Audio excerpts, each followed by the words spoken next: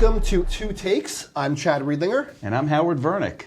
And we are going to be joining you each and every week, coming at you with all the topics that are relevant and important to you in the mortgage and real estate business. So we're going to hit them rapid fire and spend 2 minutes going through each one and giving you our takes on each topic.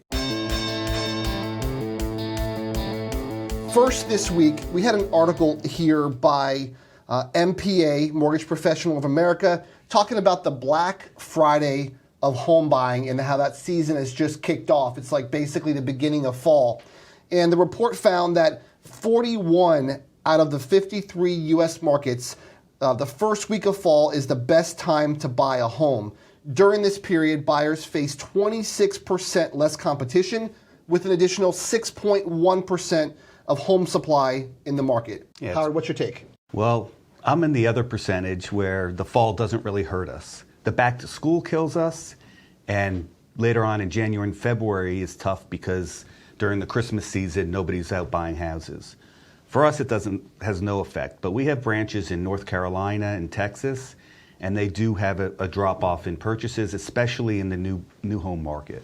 And I think that when we start seeing where it's more of a buyer's market, right? So as we start getting into this time of season where, again, back to school, the weather starts being a factor, I think it's also important to note that us as loan originators, we educate the realtors, more importantly the selling agents, on different strategies that they can use. Instead of dropping their prices, they could start using like seller buy downs and stuff like that to give more impact to the buyers, save them more money long term, and just offer different strategies because, again, buyers are going to feel like they're in control and they might have to drop the prices on the selling side. Right, and we do that even in the good times because the stats show that sellers are dropping their prices more than they would give in concessions, right, even when there's a decent market.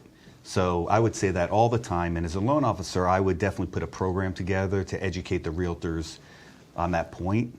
And obviously right now, if the market is where there's less purchases out there, rates are low, they should be soliciting for refinances also. And I think too, there's programs out there like Mortgage Coach, MBS Highway that can really help show that that benefit to the buyer, where if you do that buy down, what you're going to save long term. Yeah, no, and you're going to be an advisor.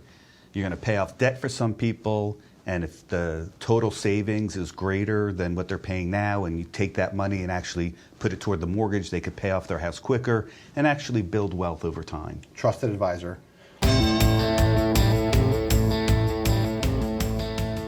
So our second topic, I don't know if you saw, Howard, that NAR put out kind of a video response to some of this iBuyer stuff, right? So iBuyer stuff is it's huge right now in the marketplace. No, it's crazy, and it's crazy to me that NAR is not protecting their agents.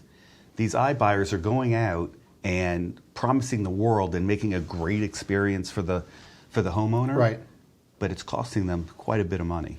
Right, so there's companies out there like Opendoor and OfferPad. They put out some really killer 30-second commercial spots that truly hit the hot points of how stressful and how cumbersome it is to sell your home in general, right? So all the things that sellers have to go through. And then NAR's response to that was making the realtor, or talking about who a realtor is and making the realtor the hero of the story, when Opendoor and OfferPad clearly know that the hero of their story is the seller and how difficult it is to sell a home. So I think NAR completely missed the mark. And realtors have to do a better job of creating the narrative to the buyer. To the sellers. They did this, to me, they did this with Zillow, and now they're doing it with these iBuyers where they're not really addressing them. I don't know how they gave Zillow so much access to their information. Right, yeah. Now they're the biggest competition. The CEO of Zillow, his stated objective is to get rid of realtors and get rid of mortgage people. What is that? How do they let them in the door? Right, and they're just doing it again. And the realtors aren't helping either because they're obviously paying Zillow for marketing costs and co-marketing, different things like that. So, I think, look, the realtors, you can't really depend on NAR to do your job. So I think it's really important that the realtors help create the narrative out there and warn people that, look, these iBuyers, they're offering 70, 80 cents on the dollar for the properties. They're charging 8 to 10% in fees to do this. So this is not, look, making it easy for the seller to sell their home comes at an extreme cost. And if the realtors don't educate the sellers on that, they're going to lose. It's true. All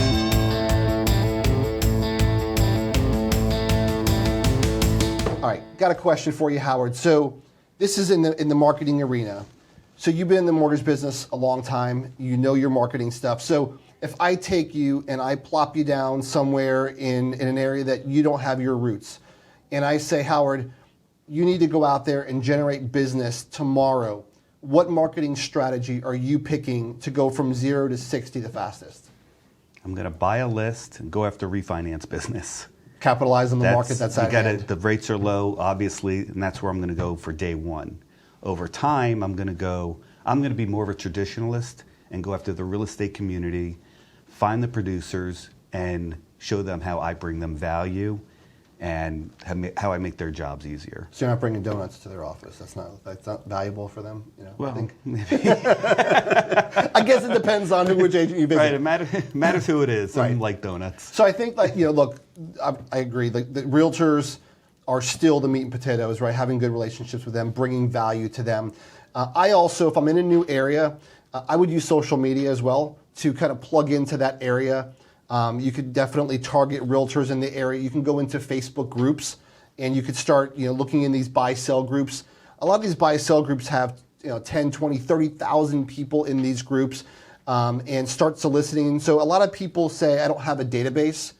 There's databases everywhere. Social media is a database. Your friends are on social media are a database. So I agree with hitting up the realtors for sure. But I think you hit the nail on the head is capitalize on what's quick and what's now, and that's the low rates in the industry. Right. What you're talking about is more of a long-term play. Right. Because there's affinity relationships you can set up. You can offer certain programs to certain groups of people to offer discounts. But those are more long-term, right, getting business over time. I'm talking about I want business right now, today. I get a refi business, and those people have to do something today. Absolutely. So last but not least, right, so we have just recently, FHA came out with their spot approvals. So what's your take on what you've read so far about this? So I read through the guidelines, and the great news is that it makes housing more affordable for the community out there. There's a lot of people who can't afford single-family homes right now just because they're priced out, right, and they don't have a lot of money that they're working with. So this brings them into the condo market, makes it affordable. There's Fannie Mae product of 3% down. Now there's FHA with 3.5% down. And those people who can't really get into the conventionals because of their credit scores or debt-to-income ratios now have a place to go.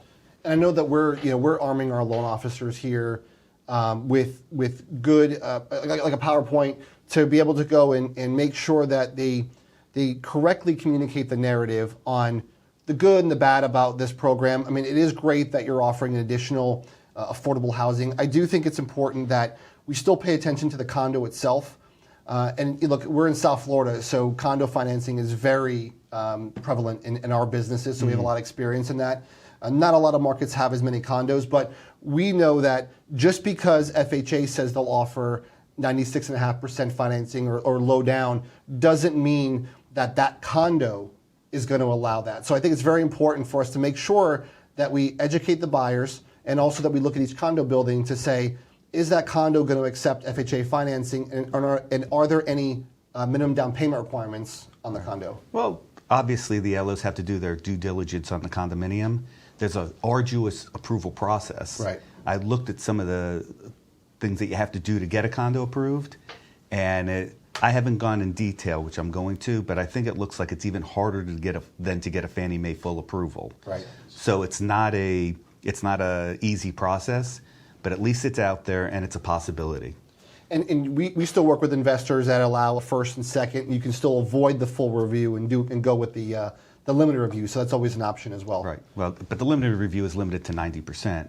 So you can't go. Right. People who don't have the money, it can't happen. Absolutely. So that's it for today's show, folks. Make sure that you like and subscribe for our future videos. If you have questions that you'd like Howard or myself to answer or to talk about on our show, please comment below. We'll be glad to add that to one of our future shows, Two Takes. And on behalf of myself, Chad Riedlinger. And myself, Howard Vernick, we want to thank you for joining us, and we want to see you next week. Have a great day. Bye-bye.